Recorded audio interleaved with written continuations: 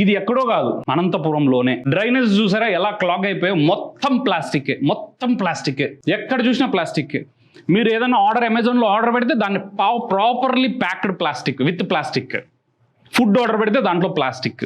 మీరు ఎక్కడ ఏం తీసుకున్నా, స్నాక్స్ తీసుకున్నా ప్లాస్టిక్కే, బయట నుంచి ఏం తెచ్చుకున్నా అందులో ప్లాస్టిక్ మిక్సింగ్. చూడండి మొత్తం డ్రైనేజెస్ ఎలాగా, అసలు వాటర్ ఫ్లో అవ్వడానికే లేదు ఛాన్సెస్. ఈ ప్లాస్టిక్ అంతా మళ్ళీ చెరువులో పోయి కలుస్తుంది. ఆ చెరువులో చేపలే మళ్ళీ రేపు పొద్దున మీరు కొంటారు. సింగనమల చెరువు ఒకప్పుడు ఎంత సుందరంగా ఉండేదండి. ఈ డ్రైనేజ్ అంతా వెళ్ళి ప్లాస్టిక్ అంతా అక్కడ కలిసేసి దాన్ని సర్వనాశనం చేశాము. మీరు ఏ సందు తీసుకున్నా, ఏ రోడ్డు తీసుకున్నా మీకు left side, right side completely మీకు ప్లాస్టిక్ కవర్స్ దర్శనం ఇస్తూనే ఉంటాయి. ఫుడ్ వేస్ట్ అంటే అది డిగ్రేడ్ అవుతుంది, బట్ ఈ ప్లాస్టిక్ వేస్ట్ అనేది డిగ్రేడ్ అవ్వదు. కొత్తగా వచ్చే బయట ప్లాస్టిక్, బయోడిగ్రేడబుల్ ప్లాస్టిక్, అలాంటివి యూజ్ చేయొచ్చు కదా. ఎంత ఖర్చు అవుతుంది ఎక్స్ట్రా? మహా అయితే ₹1 లేదా ₹2 ఖర్చు అవుతుంది. దాన్ని కొనడానికి బరువు. కొంతమంది ఉన్నారు సేట్ సాములు, దివాళీకి లక్షల ఖర్చు పెట్టి స్వీట్ బాక్సులు పంచుతారు. మీరు అప్పుడు పంచడం వల్ల మీకు ఏమైనా పుణ్యం వస్తుందో ఏమొస్తుందో నాకు తెలియదు, it is your belief. But అదే అమౌంట్ ఒక ప్లాస్టిక్ కోసం మీరు ఇన్వెస్ట్ చేయొచ్చు కదా. సంవత్సరం పొడవునా బయోడిగ్రేడబుల్ ప్లాస్టిక్ ప్రొవైడ్ చేయొచ్చు కదా మీ కస్టమర్స్కి.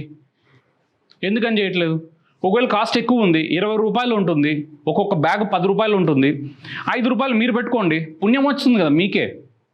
లేదు అప్పుడు మాత్రం బిందాస్గా జమీందార్ లాగా అందరికీ స్వీట్ బాక్సులు పంచుతారు, కానీ ప్లాస్టిక్ వచ్చేపటికి మళ్ళీ ఆ డబ్బులు మీకు చాలా భారం అవుతుందని భావిస్తారు. ప్లాస్టిక్ లేని అనంతపూర్ అవ్వాలని మేము చాలా బలంగా కోరుకుంటున్నాం.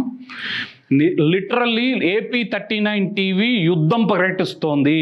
We are declaring a war on those who are selling plastic manufacture చేసే వాళ్ళ మీద, ప్లాస్టిక్ సప్లై చేసే వాళ్ళ మీద మున్సిపల్ అధికారులకు ప్రతి ఒక్క ప్రూఫ్ తీసుకొచ్చి వాళ్ళకి ఇచ్చి వాళ్ళతో మీకు ఫైన్ వేయడం లేదా షాప్ను సీజ్ చేయించేంత వరకు మేము వదలం దీన్ని. ఈ షాప్లో సప్లై చేసి ప్లాస్టిక్ అమ్మే ప్రతి ఒక్కరికి ఇది ఒక వార్నింగ్. మీరు తెలిసి అమ్ముతున్నారో తెలియక అమ్ముతున్నారో తెలియదు, కానీ దీనివల్ల కొన్ని లక్షల మంది బాధితులు ఉన్నారు, లక్షల మంది బాధపడుతున్నారు. క్యాన్సర్ అని చెప్పి ఈ ప్రాబ్లమ్స్ ఇప్పటివరకు చెప్పాను కదా, అవన్నిటికీ కారణం ప్లాస్టిక్కే. ప్లాస్టిక్ బాటిల్లో కూడా మైక్రో ప్లాస్టిక్స్ ఉన్నాయి. మీరు సింపుల్గా ఫ్యాషన్గా ఒక బాటిల్ తీసుకుని లాగేలా అలా పడేస్తారు. ఏ డ్రైనేజ్ తీసుకున్నా అందులో వాటర్ బాటిల్స్ దర్శనం ఇస్తాయి. డ్రైనేజెస్లో ప్రతి చోట ఈ ప్లాస్టిక్ బాటిల్స్, కవర్స్ ఇవే ఉన్నాయి. చూడండి డ్రైనేజ్, చూడండి ఇక్కడ చూడండి వీడియోలో చూపించినట్టుగా. ఇది ఎక్కడో మీకు కనబడని బీహారు, యూపీలో కాదు, మన అనంతపురంలోనే ఇలాంటివి ఇంత బ్లాకేజ్ ఉంటే వాటర్ ఈజీగా ఎలా ఫ్లో అవుతుంది? దోమలు వస్తున్నాయో అని అంటారు. దోమల నుంచి మళ్ళీ మలేరియాలు, డెంగ్యూలు ఇవన్నీ వస్తాయి. డెంగ్యూలకి ఖర్చు పెడతారు డబ్బులు, కానీ ఇలాగ దోమలు రాకుండా ఉండడానికి అరికట్టే ప్రణాళిక ఎక్కడుందండి? పొగ కొడతారు. అసలు ప్రాబ్లం రూట్ కాజ్ ఆలోచించాలి. రూట్ కాజ్ ఏంటి? ఇది ఇలా ఉండడం వల్ల డ్రైనేజ్ ఈ వాటర్ అంతా పెరిగిపోయి అందులో ఈ మస్కిటోస్ గుడ్లు పెట్టేసి దాని నుంచి మొత్తం వ్యాప్తి చెందుతున్నాయి. ఇవి క్లియర్ చేయాలి కదా మనం. ఇది క్లియర్ చేస్తే దోమలు రావు. ఇటు చూడండి వీడియోలో ఆవులు తింటున్నాయి ప్లాస్టిక్. సిగ్గుండాల ఈ ప్లాస్టిక్ కవర్స్ అమ్మే వాళ్ళకి, సిగ్గుండాల. మీరు రోజు తినేది అన్నమే అయితే ఇలాగ ప్లాస్టిక్ అమ్మరు. మీరు అమ్మే ప్లాస్టిక్ ఇలా చూడండి, ఆవు చూడండి, మన గోమాత తింటుంది. ఇది చూడండి ప్లాస్టిక్ కాల్ చేస్తుంటే ఆ పాయిజన్ గ్యాస్ ఎలా వెళ్తుంది చూడండి. ప్రతి ఒక్కటి సెగ్రిగేషన్, గార్బేజ్ సెగ్రిగేషన్ లేదు మన దగ్గర. ఎంతమంది చుట్టుపక్కల వాళ్ళు ఆవేదన చెందుతున్నారు చూడండి. వీడియోలోనే మనం వినొచ్చు. రోజు ఇదేనా వినేవాళ్ళు లేరు. మన చేతులారా మన నగరాన్ని మనమే నాశనం చేస్తున్నాం. చూడండి ఎక్కడ చూడండి ప్లాస్టిక్ లేనిది ఎక్కడ లేదు. మనం అడగకపోయినా కూడా ప్లాస్టిక్ ఇచ్చి పంపిస్తున్నారు, ఎందుకంటే చీప్, అన్కన్వీనియంట్. ఇది మేము ఒక్క చోటే షూట్ చేసామనుకోకండి. అనంతపూర్లో ఒక 5-6 కాలనీస్ మాత్రమే తీసిన వీడియోస్ ఇవి. ఇంకా అనంతపూర్ అంతా తీసుకుంటే మీరు క్యాల్కులేట్ చేయొచ్చు. మీరు ఎప్పుడైనా మీ బంధువుల్లో కానీ మీ ఫ్రెండ్స్లో కానీ ఎవరికైనా క్యాన్సర్ వచ్చిందని అంటే చూడడానికి, పరామర్శించడానికి వెళ్తారు. సో క్యాన్సర్ ఎలా వచ్చింది అని ఎప్పుడన్నా క్వశ్చన్ చేశారా వాళ్ళని? బాగుంది అని అడుగుతారు, కానీ ఎలా వచ్చింది అని అడుగుతారా? దానికి వాళ్ళు ఇచ్చే ఆన్సర్ కూడా మనకు తెలుసు, ఎలా వచ్చిందో తెలీదు అని అంటారు. ఓకే, తర్వాత ఎప్పుడన్నా రెస్పిరేటరీ ప్రాబ్లమ్స్, ఊపిరి పీల్చుకోవడం ఇబ్బందిగా అవ్వడము, లేదా ఒక కొత్త రకమైన జబ్బులు వచ్చినప్పుడు డాక్టర్ని ఎప్పుడన్నా అడిగారా ఇది ఎందుకు వచ్చింది అని? డాక్టర్ ఏం చెప్తాడు? సో నెంబర్ ఆఫ్ ప్రాబ్లమ్స్ వల్ల దీనితో ఎగ్జాక్ట్గా దీనివల్లే వచ్చిందని చెప్పలేరు. సో పలానా దాని మీద వచ్చిండొచ్చు అని చెప్తారు. తర్వాత మీరు బయటకు వెళ్తే పశువులు చూస్తే ఆవులు ఇంతలా కడుపు ఉబ్బిపోయి ఉంటాయి. అసలు ఎందుకు ఉబ్బిందా అని ఎప్పుడన్నా డౌట్ వచ్చిందా? సో ఇండైజేషను లేదా గడ్డి తినకపోవడం వల్ల, ఏదైనా చెత్త తినడం వల్ల వచ్చి ఉంటుంది అని అనుకుంటాం. సో ఇలాగా పిల్లల్లో అప్పుడప్పుడే, అంటే వాళ్ళు నడుస్తున్న వయసులోనే వాళ్ళకు ఒక కొత్త రకాల జబ్బులు వచ్చి పడుతుంటాయి. మీరు చూసే ఉంటారు. ఒకవేళ చూడకపోతే హాస్పిటల్కి వెళ్తే మీరు హాస్పిటల్లో చూడొచ్చు. సో వాళ్ళు కొత్త కొత్త జబ్బులతో బాధపడుతూ ఉంటారు. అలాంటి వాళ్ళని ఎప్పుడైనా అడిగారా ఎందుకు వచ్చింది ఈ ప్రాబ్లం అనేసి? ఎవరు కూడా చెప్పలేని రీజన్స్, చెప్పలేని ప్రాబ్లమ్స్ బోలెడు ఉన్నాయి. ఈ బోలెడు ప్రాబ్లమ్స్కి గల ఒకే ఒక్క ప్రాబ్లం, ఒకే ఒక్క దాని నుంచి వచ్చాయి అని అంటే మీరు నమ్ముతారా? అదే ప్లాస్టిక్. ఎన్ని రకాల ఫుడ్ ఐటమ్స్ అంటే అన్ని రకాల ఫుడ్ ఐటమ్స్లోనూ ప్లాస్టిక్ కలిసిందనంటే మీరు నమ్ముతారా? ఇంక్లూడింగ్ మీరు యూజ్ చేసే ఇంట్లో టేబుల్ సాల్ట్లో కూడా మైక్రో ప్లాస్టిక్స్ ఉన్నాయంటే మీరు నమ్ముతారా? ఇది పచ్చి నిజం. మీరు వాడే సాల్ట్లో కూడా ప్లాస్టిక్ కలిసింది. మీరు వాడే ప్రతి ఫుడ్ ఐటెంలోనూ ప్లాస్టిక్ ఉంటుంది, దాని రోల్ ఉంటుంది. సో ఇంత డేంజరస్ ఉన్న ప్లాస్టిక్ని ఎవ్వరూ సీరియస్గా తీసుకోవట్లేదంటే దానికి గల రీజన్ ఎప్పుడన్నా ఆలోచించారా? ఇరాన్లోను, ఇరాక్లోను, ఇజ్రాయెల్లోను, యుఎస్లోను, రష్యాలోను, ఉక్రెయిన్లోను వార్స్ జరుగుతున్నాయి. సో వార్స్ కంటే డేంజరస్ ప్రాబ్లం ఏదన్నా ఉంది అని అంటే అది ప్లాస్టిక్ వల్ల అని మీకు ఎప్పుడన్నా తెలుసా? మీకు యుద్ధంలో ఏముందండి, ఒక రాకెట్ పెడితే దెబ్బకి లైఫ్ పాయ. కానీ ప్లాస్టిక్ వల్ల కొన్ని సంవత్సరాల పాటు వాళ్ళు అనుభవించే టార్చర్ ఎలా ఉంటుందనంటే అది అనుభవించి వాళ్ళకు మాత్రమే తెలుసు, వాళ్ళ ఇంట్లో ఫ్యామిలీ మెంబర్స్కి తెలుసు. ఈ ప్లాస్టిక్ మీద వచ్చే దీని మీద కార్పొరేట్ కంపెనీస్, అంటే ఈ క్యాన్సర్కి ఈ కార్పొరేట్ కంపెనీస్ కొన్ని లక్షల కోట్లు ఇన్వెస్ట్ చేసి క్యాష్ చేసుకుంటున్నాయి. దాని గురించి ఎందుకు వాళ్ళు దీని మీద ఇంత ఇన్వెస్ట్ చేస్తున్నారు అని ఎప్పుడైనా డౌట్ వచ్చిందా మీకు? గవర్నమెంట్ ఏం ఆలోచిస్తుంది? ఇన్ని కంపెనీస్ వస్తున్నాయంటే ఇన్ని జాబ్స్ క్రియేట్ అవుతాయి, ఇంతమంది సర్వైవ్ అవుతారు. కానీ అన్ని లక్షల కోట్లు అక్కడి నుంచి సెస్ రూపంలో, ఇప్పుడు 100 కోట్ల కంపెనీ పెడుతున్నాడంటే వాడికి జీఎస్టీ నుంచో లేకపోతే దేని నుంచి ఏ రూపంలో అయినా కానీ వచ్చే గవర్నమెంట్కి వచ్చే డబ్బులు ఎంత? ఒక 10% తీసుకుందాం, 10% లేదా 100 రూపాయలు తీసుకుందాం. 100 రూపాయలు ఇన్వెస్ట్ చేస్తున్నాడంటే 10%, 10 రూపాయలు గవర్నమెంట్కి వస్తుంది. ఆ 10 రూపాయల్లో నుంచి ఈ ప్లాస్టిక్ మీదకి, అంటే ఈ ప్లాస్టిక్ వల్ల వచ్చే ప్రాబ్లమ్స్కి గవర్నమెంట్ ఎంత శాంక్షన్ చేస్తుందండి? మనం ఎప్పుడన్నా ఆలోచించామా? హాస్పిటల్స్ బిల్స్కి, వీటికన్నిటికీ ఖర్చు అయిపోతాయి. ఎంత ఖర్చు అయినా కూడా, అంటే అందులో ఒక 5 రూపీస్ మనకు తెలిసిందే కరప్షన్లో కరిగిపోతుంది, ఇంకొక 5% మాత్రం మనకు ఖర్చు చేస్తాం. చాలామంది మేధావులు చెప్పేది ఏంటంటే prevention is better than cure. అంటే ఒక ప్రాబ్లం రాకముందే దానికి ఒక ఆలోచన చేసి దానికి రాకుండా ఉండడానికి చేయడమే బెటర్ అని అంటారు చాలామంది. కానీ ఇక్కడ ప్లాస్టిక్ విషయంలో మాత్రం ఎందుకు ఈ ప్రోవర్బ్ వర్తించడం లేదు? Prevention is better than cure అనే ఒక ప్రోవర్బ్ ఈ ప్లాస్టిక్లో ఎందుకు అప్లై అవ్వడం లేదో మరి మాకు ఎవరికీ అర్థం కావడం లేదు. మనం చూసుకున్నట్టయితే ఫస్ట్ ఈ ప్లాస్టిక్, మీరు బయటకు వెళ్తారు, సడన్గా అమ్మ నుంచో వైఫ్ నుంచో ఎవరి నుంచో ఫోన్ వస్తుంది, వచ్చేటప్పుడు పండ్లు తీసుకురాని అంటారు. ఆ పండ్లు తీసుకొచ్చేటప్పుడు మీ దగ్గర క్యారీ బ్యాగ్ ఉండదు, వాళ్ళ దగ్గరికి వెళ్ళగానే మా 1 కేజీ పండ్లు అంటేనే ఒక కవర్. ఆ కవర్, తెచ్చిన కవర్ ఇంట్లో ఉంటుందా? దాని కవర్ పక్కన పడేసి డస్ట్బిన్లో ఆ ఫ్రూట్స్ ఫ్రిడ్జ్లో పెట్టేస్తారు. ఆ కవర్ ఎక్కడికి వెళ్తుంది? నెక్స్ట్ డస్ట్బిన్లోకి వెళ్తుంది. డస్ట్బిన్లోకి వెళ్ళిన కవరు రీసైక్లింగ్ ఫ్యాక్టరీకి వెళ్తుందా? లేదు. ఏ కుక్కలో, ఆవులు, పిల్లులు, అసలు కాకులు ఎందుకు లేవు అని చాలామంది క్వశ్చన్ చేస్తారు. కానీ ఈ నాయిస్ పొల్యూషన్, ఈ పొల్యూషన్ అంటారు, కానీ అసలు ప్లాస్టిక్ దీన్ని చాలా కాకులు చనిపోయానంటే నమ్ముతారా మీరు? దాని తర్వాత ఓకే, ఫార్చునేట్లీ ఆ ప్లాస్టిక్ అనేది డస్ట్బిన్లోనే ఉంది. దాని తర్వాత ఏమవుతుంది? అక్కడి నుంచి మళ్ళీ డంప్ యార్డ్కి వెళ్తుంది. డంప్ యార్డ్లో నుంచి మళ్ళీ రీసైక్లింగ్ యూనిట్కి వెళ్తుందా? లేదు. కొన్ని నెలల తరపాటు అక్కడే ఉంటుంది. సో ఇంట్లో ఎవరైనా కానీ మనం యూజ్ చేసి పడేసిన బ్యాటరీ డస్ట్బిన్లో వేస్తాం, అది కూడా డంప్ యార్డ్కి వెళ్తుంది, అక్కడ ఫైర్ అవుతుంది. ఆ ఫైర్ ఏమవుతుంది, మీరు ఏమనుకుంటున్నారు, నేను వేసిన ప్లాస్టిక్ డస్ట్బిన్ దాని మున్సిపల్ అధికారులు తీసుకెళ్తున్నారు, దాన్ని ప్రాపర్గా డిస్పోజ్ చేస్తున్నారు అని అనుకుంటున్నారు. కానీ ఆ ప్లాస్టిక్ ఆ డంప్ యార్డ్లో కాలి బూడిదై విషవాయువులు, పాయిజన్ గ్యాస్, ఒక ప్లాస్టిక్ కాలిస్తే వచ్చేది ఆక్సిజన్ కార్బన్ డైఆక్సైడ్ కాదు, విషవాయువులు, పాయిజన్ గ్యాస్ వస్తుంది. ఆ పొల్యూషన్ అంతా మళ్ళీ తిరిగి అందరూ పీల్చుకుంటున్నారు. అంటే నేను ఒక్కడనే ప్లాస్టిక్ వాడట్లేదు సో నేను సేఫ్ అనుకోవచ్చు, మీ పక్కింటి వాళ్ళు ప్లాస్టిక్ వాడినా కూడా మీరు ఎఫెక్ట్ అవుతారు. ఇది ఎప్పుడన్నా ఆలోచించారా? ఆ ప్లాస్టిక్ కాలిన గ్యాస్ అంతా మీరు పీలుస్తున్నారు, మీ పిల్లలు పీలుస్తున్నారు, మీ తల్లిదండ్రులు పీలుస్తున్నారు, ప్రతి ఒక్కరూ పీలుస్తున్నారు. దాంతో రెస్పిరేటరీ డిసీజెస్ స్టార్ట్ అవుతాయి. ఫుడ్ ఏదైనా ప్యాక్ చేసుకొని రమ్మంటారు, వాళ్ళు బాగా ప్లాస్టిక్ కవర్లో, ఈ మధ్య మరి ట్రెండింగ్గా ఒక ఇడ్లీ కట్టమంటే కూడా సో దానికి ఒక ప్లాస్టిక్ ఒకటి సిల్వర్ ఫాయిల్ లాగా వస్తుంది ఒకటి, ఆ దాంట్లో కట్టిస్తారు. ఒక హాట్ ఫుడ్ ఆ ప్లాస్టిక్లో కలిసినప్పుడు దాన్ని ప్యాక్ చేసినప్పుడు ఏమవుతుంది, దాని మీద ఉన్న కోటింగ్ మొత్తం అంతా, ఈ సిల్వర్ కోటింగ్ అంతా ఫుడ్కి స్టిక్ అయి ఉంటుంది. మీరు ఎప్పుడైనా అబ్జర్వ్ చేస్తున్నారా?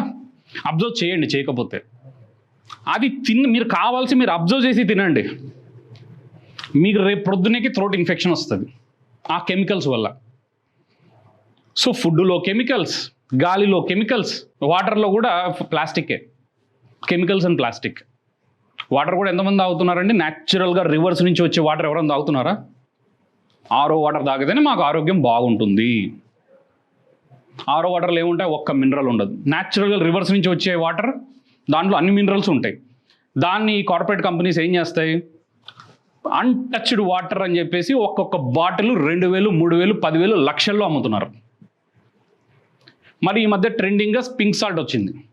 పింక్ సాల్ట్ అంటే హిమాలయాస్లో అప్పుడెప్పుడు సముద్రాలు గడ్డగట్టిపోయినప్పుడు, ప్లాస్టిక్ అనేది ఇన్వెంట్ కానప్పుడు గడ్డగట్టిపోయిన ఆ ఐస్, ఆ సాల్ట్ వాటర్ అనేది ఉప్పు రూపంలో అలాగే మిగిలిపోయింది. ఆ సాల్ట్ని మేము తీసుకొని వస్తున్నాం అని చెప్పి అదొక మంచి బిజినెస్. Okay, that's good. అందులో ప్లాస్టిక్ లేదు, వాడుతున్నారు, కానీ అది కమర్షియలైజ్ అయిపోయింది. రేపు ప్రొద్దున మీరు తినే ఫుడ్లో కానీ, వాటర్లో కానీ, ఎయిర్ మనం పీల్చే గాలిలో కానీ ప్రతి చోట ప్లాస్టిక్ కలిసే ఉంది. ప్లాస్టిక్ లేని ఫుడ్ కొనాలంటే లక్షలు ఖర్చు పెట్టాల్సి వస్తుంది ఆబ్వియస్లీ. ఈ ప్లాస్టిక్ అనేది డంప్ యార్డ్లో నుంచి మరి నదుల్లో కలిసిపోవడం, ఆ నదులు మళ్ళీ సముద్రంలోకి వెళ్ళడం, ఆ సముద్రంలో మళ్ళీ దాన్ని చేపలు తినడం, ఆ చేపలు మళ్ళీ తిరిగి మీ ఇంటికే రావడం. మీరు తినే చేపల్లో కూడా ప్లాస్టిక్ ఉంది, ఇది సత్యం. సముద్రంలో 2050 సంవత్సరంకి, అంటే మనం ఈరోజు 2026లో ఉన్నాం, ఇంకొక 25 సంవత్సరాల్లో సముద్రంలో చేపల కన్నా ప్లాస్టిక్ ఎక్కువ ఉంటుందంట. ఎంత సిగ్గుపడాల్సిన విషయం తెలుసా? ప్రపంచం మొత్తం హ్యూమానిటీ అది ఇది అని ఇది చేస్తుంటారు. ఈ ప్లాస్టిక్ మీద కొన్ని చాలా రకాల స్వచ్ఛంద సంస్థలు ఎంతో కష్టంగా కృషి చేస్తున్నారు, కానీ కృషికి తగ్గ ఫలితం లేదు. ఎందుకంటే everyone is involved in this. మన అనంతపూరే తీసుకుందాం, మున్సిపల్ వ్యాన్ మార్కెట్ యార్డ్ నుంచి వెళ్తూ ఉంటుంది. ప్లాస్టిక్ వాడినా, ప్లాస్టిక్ అమ్మినా అందరికీ ఫైన్ వేస్తాం, శిక్షార్హులు, ప్లాస్టిక్ వాడకండి అని ఒక బండి వెళ్తూ ఉంటుంది, దాని పక్కనే ప్లాస్టిక్ అమ్ముతూ ఉంటాడు, కొంటూ ఉంటాడు. అంటే జనాలకు భయం పోయింది, ప్లాస్టిక్ వాడినా నన్ను ఎవడు ఏం పీకలేడు అనే ఒక భయం పోయింది వాళ్ళకి. నన్ను ఏమైనా చేస్తారు, నా మీద ఫైన్ వేస్తారేమో, లేదా నా మీద ఏమైనా యాక్షన్ తీసుకుంటారేమో అన్న ఒక భయం ఎవరికీ లేదు. కలెక్టర్ గారు ఆదేశాలు చేస్తారు, కరెక్ట్గా ఒక 1 వీక్ లేదా 1 మంత్ ఒక 10-20 మంది లేదా 50 మంది మీద ఫైన్ వేస్తారు, 5,000 అయిపోయింది అక్కడతో. మళ్ళీ నెల తర్వాత మళ్ళీ శరా మామూలే, మళ్ళీ అదే ప్లాస్టిక్ వాడుకోవడం, మళ్ళీ ఇదే తంతు. అనంతపూర్ ఒక్కటే కాదు, యావత్ ఇండియాలో జరుగుతున్నది ఇదే. మన హిందూ సంప్రదాయంలో పంచభూతాలు అంటారు. ఆ పంచభూతాల్లో నేల పొల్యూషన్ అయింది, మనం చేసే ప్లాస్టిక్, మనం యూజ్ చేసే ప్లాస్టిక్ వల్ల నేల పొల్యూట్ అయింది, గాలి పొల్యూట్ అయింది, వాటర్ పొల్యూట్ అయింది. సో పంచభూతాలను మనమే నాశనం చేస్తున్నాం. దీనికి సొల్యూషన్ ఏంటి అని అంటే ప్లాస్టిక్ స్వచ్ఛందంగా మీరు వదిలిపెట్టడమే. స్వచ్ఛందంగా ఎవరన్నా తెలిసి తెలియక ప్లాస్టిక్ ఇచ్చినా కూడా మీరు డైరెక్ట్గా రిజెక్ట్ చేయడమే దీనికి సొల్యూషన్. అమ్మిన వాళ్ళ మీద కఠినంగా చర్యలు తీసుకున్నప్పుడే దీనికి సొల్యూషన్. దాన్ని అక్రమంగా మ్యానుఫ్యాక్చర్ చేస్తున్న ఫ్యాక్టరీస్ని బ్యాన్ చేయాలి గవర్నమెంట్. అది ఎప్పుడు అంటే మనమందరం కలిసికట్టుగా ఉన్నప్పుడే అది సాధ్యమవుతుంది. చూడండి ఒకసారి, ప్లాస్టిక్ ఇది ఎక్కడో ఫారెన్ దేశాల్లో కాదు, మన ఇండియాలోనే ఎంత ప్లాస్టిక్. సముద్ర బీచ్లో మీరు ప్లాస్టిక్ లేని ఒక్క ఏరియా చూపించండి, అబ్రోడ్లో కాదు మన ఇండియాలో ఒక్క ప్లేస్ చూపించండి, ప్లాస్టిక్ పలానా చోట కనిపించడం లేదు అని. ప్లాస్టిక్ లేని నగరం అంటే ఒక తాడిపత్రిలో చూసా, అది సిటీ లోపలే, సిటీ బయట మళ్ళీ ప్లాస్టిక్.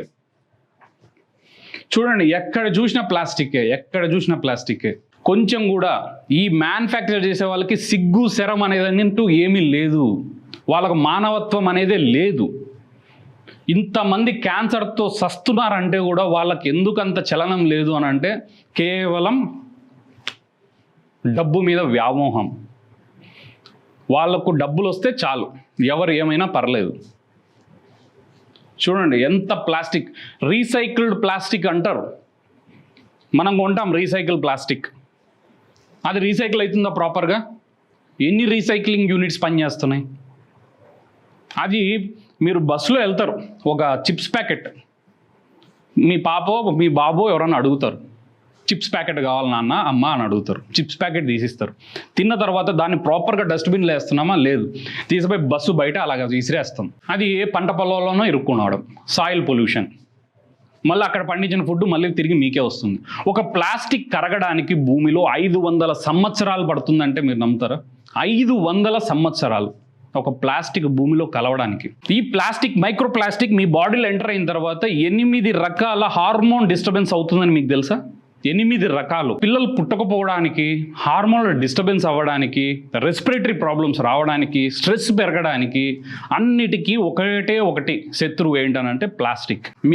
మీకు ఒక ప్లాస్టిక్ సొల్యూషన్ అవ్వచ్చు, అదే అసలైన ప్రాబ్లం కూడా. సో ఇందు మూలంగా ఫైనల్ కన్క్లూజన్ ఏంటనంటే, సో స్వచ్ఛంద సంస్థలతోనూ కాలేజ్ స్టూడెంట్స్తోనూ మేము కలిసి కట్టుగా పనిచేసి అనంతపూర్లో ప్లాస్టిక్ రహిత అనంతపూర్ తయారు చేయడమే మా ముఖ్య లక్ష్యం.